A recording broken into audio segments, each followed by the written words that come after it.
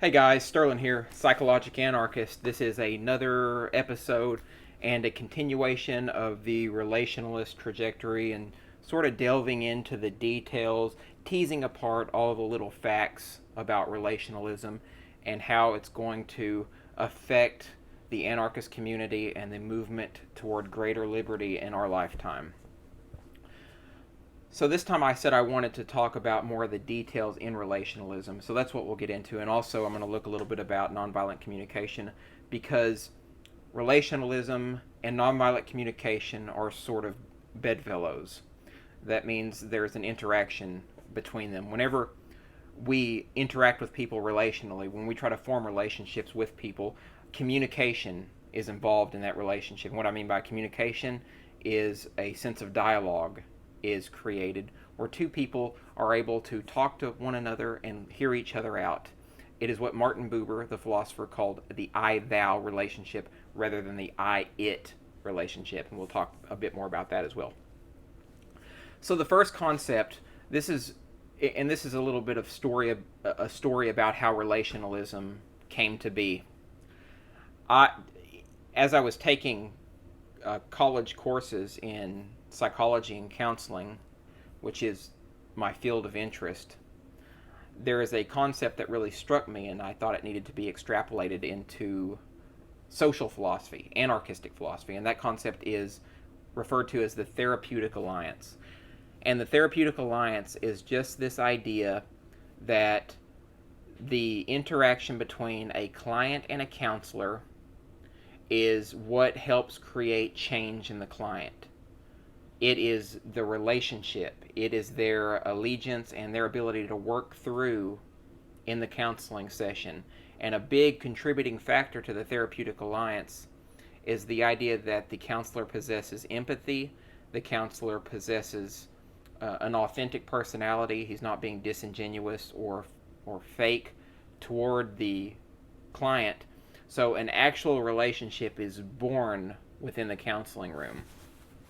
It is not any type of brilliant intervention or cognitive intervention or any type of technique that the counselor uses that works toward good client outcomes. That's not the case whatsoever in counseling psychology. The research is pretty strong to suggest that the therapeutic relationship is what creates the curative factor or the curative agent in the counseling scenario. So all I did was take this idea and ask a question. Why does this have to be arcane knowledge or knowledge that only belongs to a certain field? This idea is something that should be applicable to society at large, and I think it's something that anarchists can leverage in order to connect with other people. And so this is where relationalism came from. This is the egg that really spawned it, along with my background and my personal experiences, and of course the critiques I talked about in the last couple of sessions on relationalism. So with that said, the next concept that I want to discuss that we're going to talk about is this idea that relationalism is a prerequisite to voluntaryism, to anarcho-capitalism, to whatever anarchistic philosophy that you tend to respect or accept into your worldview. So in order for anarcho-capitalism and voluntaryism to grow up or to arise in society, we have to take into account the heart first. So I've mentioned this by saying that relationalism is a prerequisite. That means that it becomes before voluntarism and the logical, economic, and moral vectors of anarchism. So then we take the relationalism or the relationalist perspective and we try to make connections with people. We use the therapeutic alliance in real life, in our relationships, and we try to be genuine, decent, and authentic people and make loving contact with other people. Talk to people, but not just talk to them. Don't bring the arguments in right away. Just try to get a sense of who they are. Try to get a sense of what they're about. Try to attune to their emotional state. And for some of us, this takes a lot of practice because it's not easy to get into the emotional state or the same emotional character or flavor that the other person has started to project to you. So it really takes some effort and maybe some practice to try to get at what the other person is saying. It is in this moment, in this intimate contact between two people, that we can make a connection, make a bridge, and really have a sense of that I-thou relationship. And it's at this point that we can start talking about the logic, economic, and moral vectors of anarchism, because that person trusts us. And that's what it's really all about, is trust. If you try to persuade a person or start beating them over the head with these logical, economic, and moral ideas, that really will create a sense of rigidity in that person's psyche, and they will have a reaction against your attempts to persuade them. And this happens all the time on the internet, and it's a lot easier on the internet to go down this route, especially because we don't have access to other interpersonal cues that we normally would in real life, right? There's no tonality, there's no micro expressions, and there's no way that we can relate to other people in an interpersonal way on the online. So we should be thinking about these things and be aware of what might be going on behind the scenes of when a person types, if we're trying to employ relationalism online. But it's once we make this connection, that's really what it's about. Once we make this connection with people, then we can start talking to them about anarchism, or we can just talk about anarchism in a strictly relational sense. And that's where we're gonna head from here. And what this is referred to in relationalism, this talking to people about anarchism, is the relationalist ethic. The relationalist ethic is a principle that basically states that love, that empathy, and that compassion that we have in ourselves through emotional intelligence and emotional self-awareness are antithetical states of mind to that of hatred, aggression, and just a general dislike of other people and dislike of the world. So the relationalist ethic is just it's the zero, meaning it's the love and it's the compassion and connection to the one, right? So it's a binary state, and the one would be hatred, it would be aggression, it would be statism. So whenever we harbor the relationalist ethic and keep it in mind, then we are automatically creating a world that is rife with love and compassion, because it's our mindset. We're leading by example. In the psychological literature, this is referred to as modeling, right? So we're modeling loving and compassionate behavior for other people. And this really works because in the neuropsychology research material, we all possess what's referred to as mirror neurons, or a mirror neuron system. Mirror neuron systems are usually in the frontal lobe, the frontal cortex, prefrontal cortex area of the brain, and they activate when we learn from other people, when we watch or witness other people do certain things. And this is how modeling happens or works in the brain, and new neural connections are formed. So I know that's some technical stuff, but it's good to keep the neuropsychology of what's going on in mind whenever we try to utilize the relationalist ethic. So another issue that we're going to discuss here is this idea of us needing to be self-aware, emotionally self-aware, emotionally conscious, and emotionally intelligent. Because we can't connect with other people unless we really learn to love ourselves. You know, it goes back to that old axiom: you can't love other people until you learn to love yourself. So the idea is that we need to grapple with our emotional worlds. We need to understand where our own hatreds, prejudices, sicknesses, psychological anomalies really lie, so we can address those issues, so we don't transfer and project our nastiness onto other people, and we can really understand what they are trying to say to us, how they are trying to connect with us. This leads into a little conversation about nonviolent communication and where the overlap in nonviolent communication is. For anybody who doesn't know, nonviolent communication was a form of problem solving and communication skills developed by Marshall Rosenberg, PhD. And just briefly, there's three primary elements to nonviolent communication, and you'll see where they relate to relationalism. And I'm really trying not to lose you guys in this thrust of information. But the first thing is self-empathy. So we have to have an understanding of ourselves. We have to know where our pain resides, and we would have to have addressed that pain.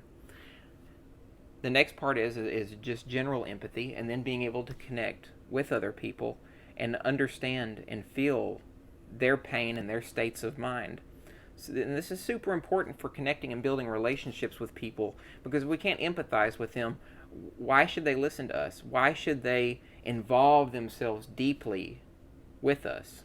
And so that's the next part. It's understanding that other people have needs. We have to be able to meet other people's needs as well as our own. If we understand what other people's needs are, then we can empathize easier, and we can attune to their states of mind, be it mentally or emotionally.